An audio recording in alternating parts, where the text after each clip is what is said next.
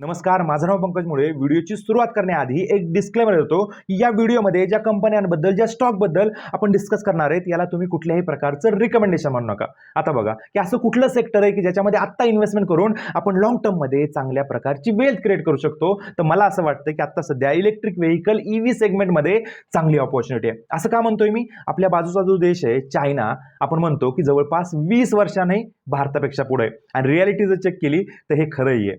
आता सध्या चायनामध्ये 100 कारपैकी जवळपास 60 ते 70% कार ज्या आहेत त्या इलेक्ट्रिक कार तिथे विक्री होत आहेत. बाईकचा नंबर ऐकला तुम्ही तर तुम्हाला आश्चर्याचा धक्का बसेल की 100 बाईकपैकी जवळपास 80 ते 90% बाईक ज्या आहेत त्या तिथं इलेक्ट्रिक आहेत. म्हणजे काय की चायना कम्प्लिटली स्विच होतोय इलेक्ट्रिक व्हेकलवर. आणि आता सध्या इंडियाची परिस्थिती बघितली आपण तर इंडियामध्ये पण खूप चांगल्या पद्धतीनं ग्रोथ चालू आहे. आता सध्या 3 ते 4% नंबर आहे कार सेगमेंटमध्ये. बाईकमध्ये बघितलं आपण तर 5 ते 7% नंबर आहे. पण जर तुम्ही क्वार्टर ऑन क्वार्टर कंपन्यांचे रिझल्ट बघितले, त्यांचे नंबर बघितले, तुम्हाला आश्चर्याचा धक्का बसेल की या कंपन्या कंटिन्युअसली इलेक्ट्रिक बाईक सेल करतायत. आता बघा की तुम्हाला काही स्टॉक सांगतो की स्टॉकच्या किमती कशामुळे वाढतात. बघा की येणाऱ्या काळामध्ये जर कंपनी चांगला परफॉर्म करणार असेल तर त्या स्टॉकची जी प्राइस आहे ती तुम्हाला वाढताना दिसते. मागच्या 1 ते 1.5 वर्षामध्ये स्टॉक मार्केटने चांगलं परफॉर्म केलेलं नाहीये, पण या काही कंपन्या आहेत यांचे जर तुम्ही रिटर्न बघितले तुम्हाला आश्चर्याचा धक्का बसेल. ईव्ही सेगमेंटमध्ये, बाईक सेगमेंटमध्ये काम करणारी टीव्हीएस मोटर मागच्या 1 वर्षामध्ये जवळपास 52% रिटर्न दिलेत. मार्केटने तर निगेटिव्ह रिटर्न दिलेत, पण या कंपनीने 52% रिटर्न एकाच वर्षामध्ये डिलिव्हर केलेत. 2 नंबरला जी इलेक्ट्रिक व्हेकलमध्ये बाईक म्हणजे कंपनी येते बजाज ऑटोने जवळपास 1 वर्षामध्ये 26% रिटर्न दिलेत. आणि 3 नंबरला जी कंपनी येते ती रिसेंटली 3 नंबरला आलेली आहे एथर एनर्जी. या कंपनीने तर हद्द पार केली आहे. 1 वर्षामध्ये जवळपास 185% रिटर्न दिलेत.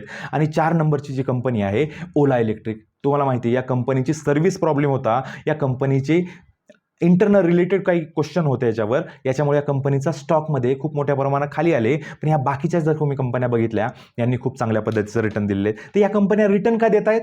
कारण की क्वार्टर ऑन क्वार्टर या कंपन्यांच्या रेव्हेन्यू वाढतोय, या कंपन्याचा सेल वाढतोय. कार सेगमेंटमध्ये जर बघितलं आपण तर टाटा मोटर बघा की टाटा मोटर इंडियामध्ये जवळपास 60% जो आहे तो कार सेगमेंटचा इलेक्ट्रिक व्हेकलचा हिस्सा टाटा मोटरकडे आहे. टाटा मोटरचा पंच बघा तुम्ही ईव्हीमध्ये, हॅरियर म्हणा किंवा टाटा मोटरचं कुठलंही मॉडेल असं घ्या की ते सगळ्या मॉडेलला त्यांनी कन्वर्ट केलंय ईव्हीमध्ये.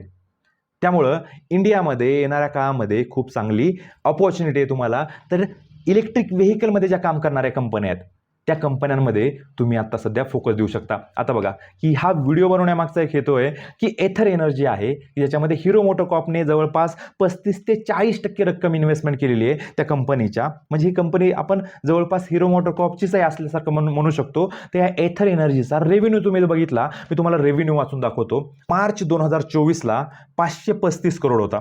त्याच्यानंतर जर बघितलं आपण तर डिसेंबरमध्ये तो 650 करोड झाला.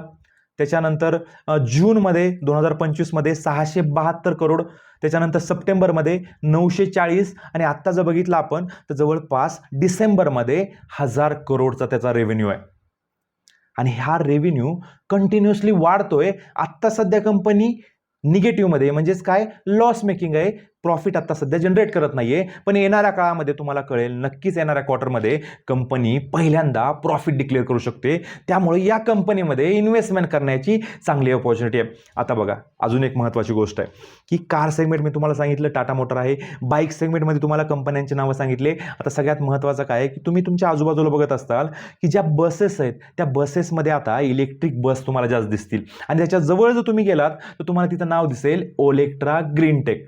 तुम्ही पुण्यामध्ये बघा किंवा तुम्ही तुमच्या राज्यामध्ये कुठेही जर बघितलं तर तुम्हाला ओलेक्ट्राच्या बस जास्त दिसतील. तर ह्या ओलेक्ट्रा कंपनी काय करते? इलेक्ट्रिक व्हेकल बनवते, इलेक्ट्रिक बसेस बनवते.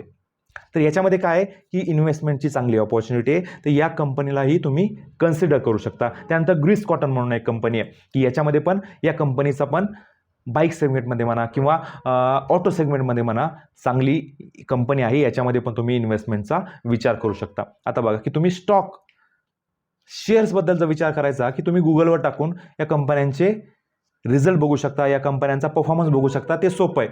तर ह्या सगळ्या गोष्टी सोप्या आहेत. पण तुम्हाला आत्ता सध्या या सेगमेंटमध्ये इन्व्हेस्टमेंट करण्याची ऑपॉर्च्युनिटी आहे.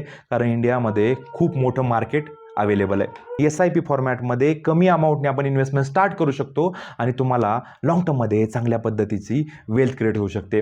तर या कंपन्यांचं फंडामेंटल अनालिसिस कशा पद्धतीने करायचं आहे याच्याबद्दलचे हे व्हिडिओ मी बनवलेले आहेत. हे म्युच्युअल फंडमध्ये ज्यांना इन्व्हेस्टमेंट करायची आहे तर म्युच्युअल फंडमध्ये ॲसेट अलोकेशन कशा पद्धतीचं असलं पाहिजे याच्याबद्दलचे ही डिटेल व्हिडिओ तुम्हाला चॅनलवर अवेलेबल आहेत. तर अशाच नॉलेजेबल कॉन्टेंटसाठी चॅनलला तुम्ही सबस्क्राईब करा. तुमच्या मित्रपरिवाराला हा व्हिडिओ नक्की शेअर करा. कुणाला कुठल्या स्टॉकबद्दल पोर्टफोलिओबद्दलचं ॲनालिसिस करून पाहिजे असेल तर खाली दिलेल्या नंबरवर तुम्ही कनेक्ट करू शकता. म्युच्युअल फंडमध्ये ज्याला इन्व्हेस्टमेंट करायची आहे, एंजल वनमध्ये ज्याला अकाउंट ओपन करायचं आहे त्याच्या डिस्क्रिप्शनमध्ये मी लिंक शेअर करतो. तर तुम्ही नक्कीच अकाउंट ओपन करून तुम्ही वेल्थ क्रिएशनच्या जर्नीमध्ये तुमची जर्नी स्टार्ट करा. धन्यवाद.